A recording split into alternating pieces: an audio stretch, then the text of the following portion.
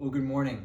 Over the last couple of weeks, we've been talking about hope, and I wanted to touch in today on what I've been doing to pursue hope and to optimize my productivity, efficiency, and mental health during quarantine. For me, first it starts with Romans 8:28, which is a constant reminder that God has a clearly defined purpose for my life. There's a quote that says, "Hope spreads when we are part of something larger than ourselves." For me, that's been using the ability to be a part of a church for people who don't go to church as a seed to be able to bring in people that have been burned by church, don't like the concept of religion, and focus them in on who Christ is individually and focus on what his teachings are specifically to open those doors. It's also been to use and leverage entertainment, to use music to reach people who would never step foot in church and just impact their life without shoving Christ down their throat. So what I've been doing practically then to pursue hope and to be able to grow my efficiency and such during quarantine has been to focus on how God views me and not how others view me. So the practical tie-in with that is social media. Right now we're living in a world and day and age where we're more connected than ever before.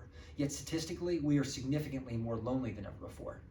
Time magazine did a study in 2019, yes, prior to COVID and the pandemic even hitting, that Generation X individuals found themselves to be 65% of which classified themselves as lonely.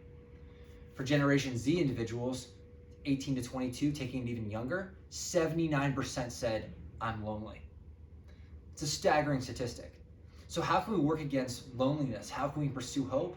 Well, for me, a practical thing that I've done is I have docked back significantly the amount of time I spend on social media. I found that consciously and subconsciously, I was comparing myself to others.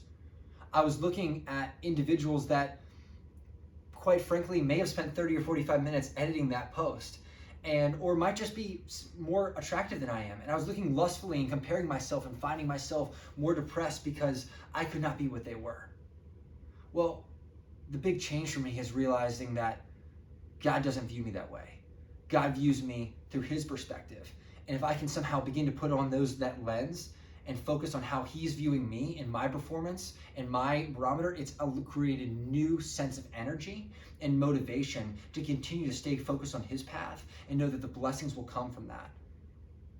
So what I want to encourage you today is focus on your lane and God's perspective of you. It might not be social media that has been the tie-in or something that's dragging you down, but what is it?